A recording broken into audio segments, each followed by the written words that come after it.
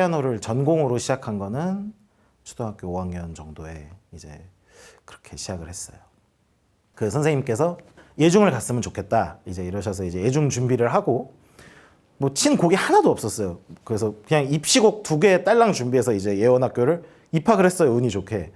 이제 가서 보니까 뭐 막 초등학교부터 이미 피아노 콩쿠르를 재패한 친구들도 있고 막 뭐 여기저기서 뭐 그리고 지금도 너무 유명한 피아니스트 친구도 그 당시에 처음 만났었고 그리고 뭐 막 그렇게 치열한 줄도 몰랐어요. 사실은 서울예고로 이제 넘어가서 고1 때 이제 그때 제가 이제 대학교를 가기 직전에 이제 예중에 계신 어떤 선생님께 옮기면서 이제 그때부터가 어떻게 보면 이제 공연이나 뭔가 대회나 이런 연주에서 이제 되게 긴장감, 준비를 어떻게 해야 되는지 이제 그런 거에 대해서 처음으로 이제 어마어마하게 혼나면서 배웠던 일종의 프로페셔널로서의 이제 그런 거를 이제 고등학교 때 처음 배웠죠. 1학년 때 동아음악 콩쿠르를 1등을 해서 이제 병역 특혜를 받고 그러면서 이제 다음 스텝을 위해서 이제 국제 콩쿠르 이런 걸 많이 나갔어요. 많이 나갔는데 잘 안 됐어요. 뭐 이렇게 파이널 근처까지는 항상 갔는데 최종에서 잘 안 됐고 그리고 말했듯이 딱 준비해서 뭐를 쳐야 한다 이렇게 해서 그렇게 배운 기간이 그렇게 길지가 않기도 했고 이제 그게 많이 안 됐다는 얘기는 그만큼 레퍼토리가 많이 없다는 얘기거든요. 국제 콩쿠르 나가서 잘 안 되고 이제 당연히 그리고 선생님 입장에서는 성과가 나오지 않으니 뭐 더 이제 질책을 하시기도 하시고 너의 문제가 뭔지 너가 이제 스스로 생각해봐라. 뭐 이제 거의 이 수준까지 왔을 때 그래서 그때 학교를 그만두겠다는 결정을 했던 거는 그냥 피아노 치는 게 더 이상 즐겁지가 않아서 그만두겠다고 생각을 한 거였어요. 저희 나이 세대는 동네 피아노관이 굉장히 많았었거든요. 그래서 어딜 가나 뭐 상가, 아파트 상가를 가보면 다 동네 피아노관이 있었는데 저희 어머니가 워낙 피아노를 좋아하셔가지고 어머니의 권유로 배웠는데 전공하기엔 좀 너무 늦은 나이긴 했었어요. 그래도 아무튼 즐겁게 시작했던 걸로 기억합니다. 제가 살던 동네가 파주 금촌이라는 데였는데 되게 시골이었어요. 그래서 또 남자 학생이 피아노를 배운다? 이거는 되게 이상하게 생각할 정도로 그런 데였어. 그리고 6학년 때 이제 2학기 때쯤에 뭔가 이제 안 선생님께서 이제 예원이나 뭐 이제 선화예중을 한번 봐봐라 그런 얘기를 듣자마자 그냥 아무것도 모르고 뭔 학교인지도 모르고 그냥 시험을 보게 됐습니다.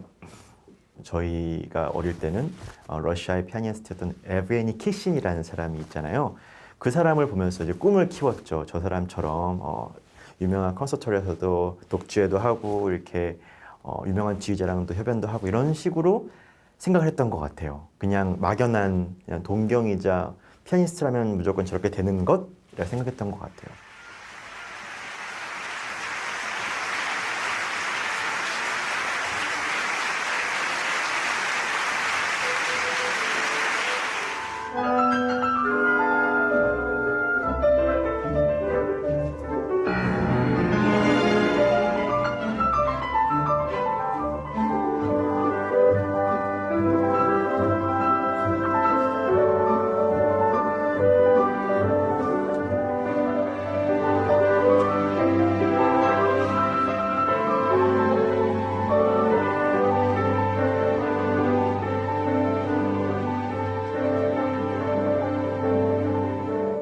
역사적으로 봤을 때 사실은 우리의 이 콩쿨 시스템, 콩쿨 스타 일본에서 많이 온 거거든요.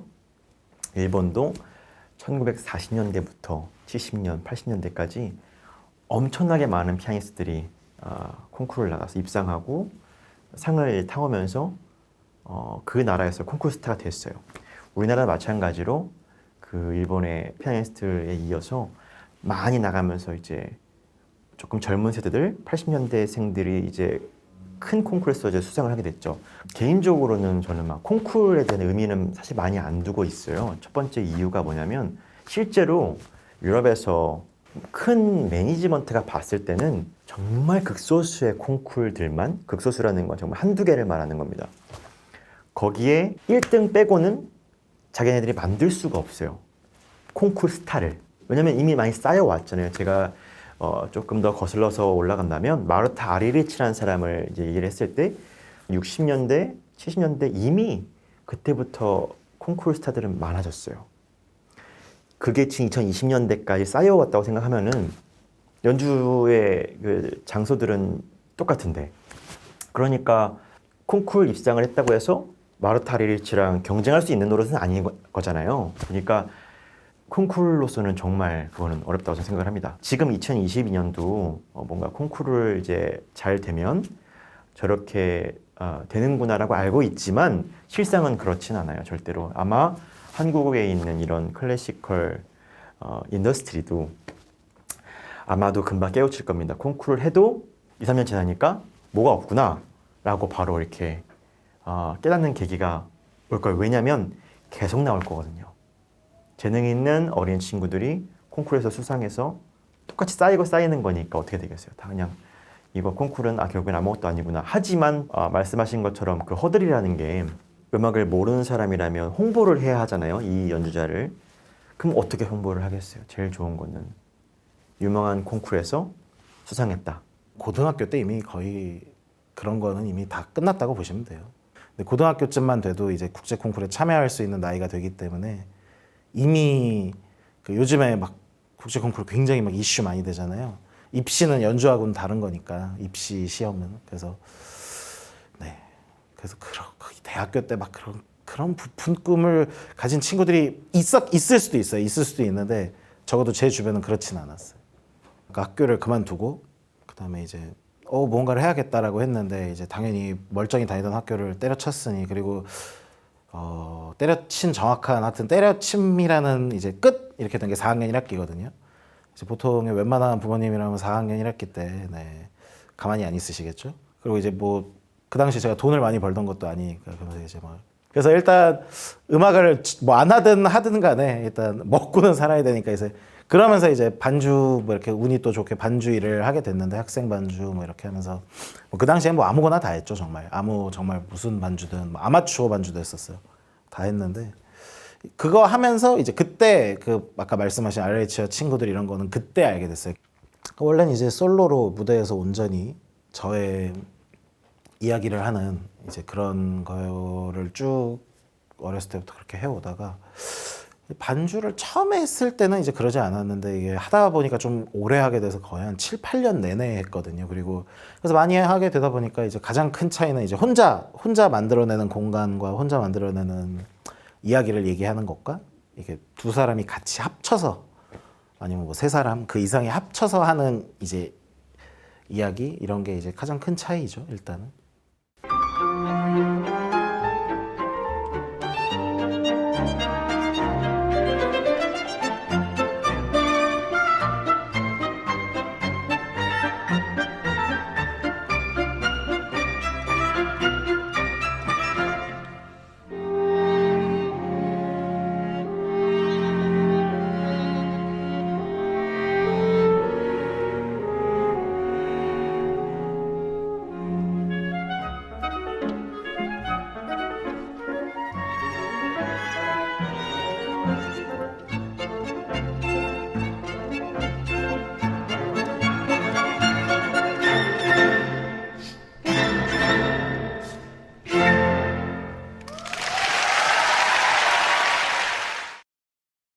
대학원 석사를 가거나 어디 출강을 하거나 뭔가 할 거면 프로필이 필요했거든요. 뭐 대학교 졸업장 같은 게 있어야 되는데 다행히 반주는 그런 게 필요가 없었어요.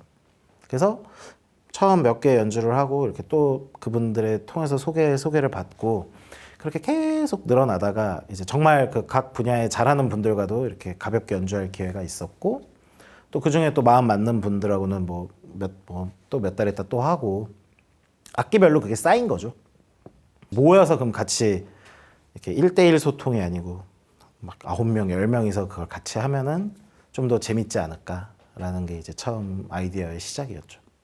각자의 길을 가는데 그 보이지 않는 경주를 하고 있죠. 근데 그게 이제 막 너가 막 누가 뭐 더 간다고 해서 막 따라가고 이런 류의 경쟁이라기보다는 각자 이제 자신만의 방법으로 누구는 뭐 이렇게 뭐 걸어가고 누구는 이렇게 돌아가고 누구는 뭐 뛰어가고 뭐 누구는 뭐 마차 타고 가고 뭐 이런 식으로 각자의 방법으로 가는데 이제 그렇게 이제 경주라고 뭐 표현을 하기는 했지만 이게 그 경주라고 표현을 할 수 있던 게 같이 하는 연주자들도 이제 음악이라는 저 끝에 있는 그 최종 목표는 어쨌건 다 같은 방향을 바라보고는 있거든요.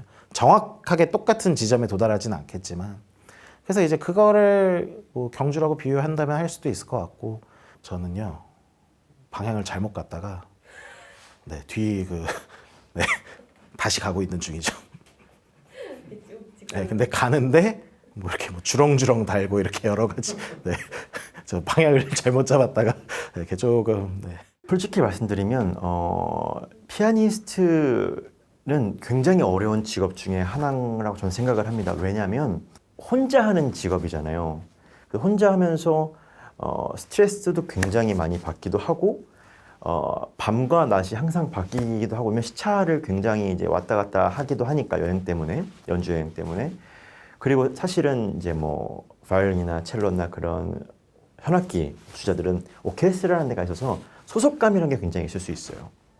근데 그런 케이스가 정말 피아니스트는 드물고 혼자 한다는 게 굉장히 좀 힘들어요. 그게.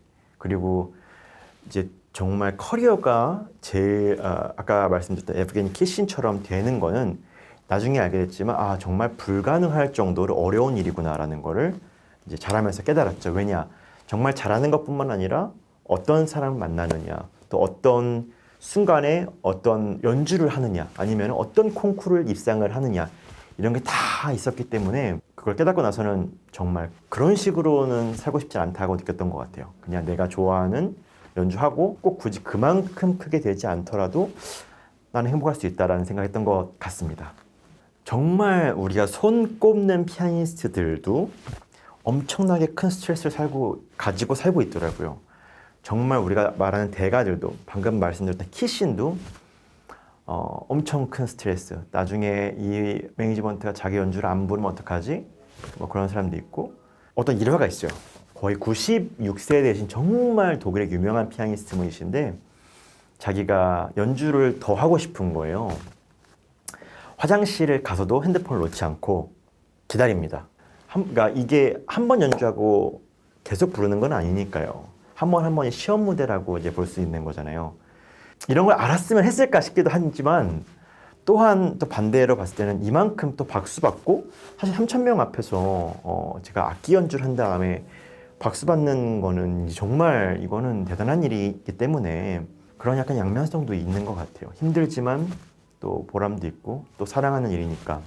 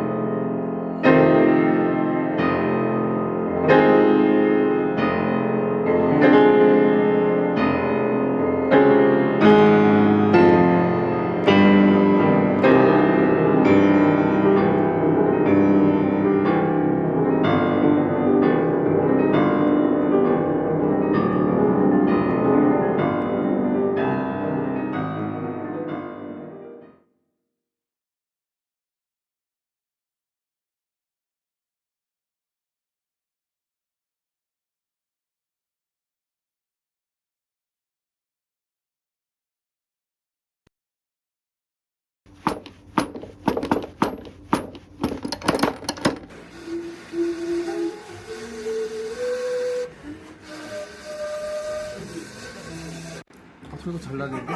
이렇게 하니까 소리 잘 나네, 이렇게. 아 그래요? 아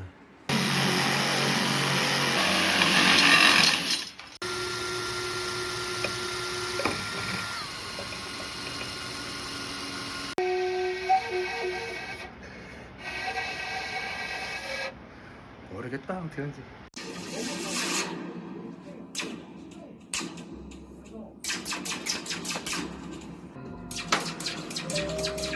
와, 대박이다.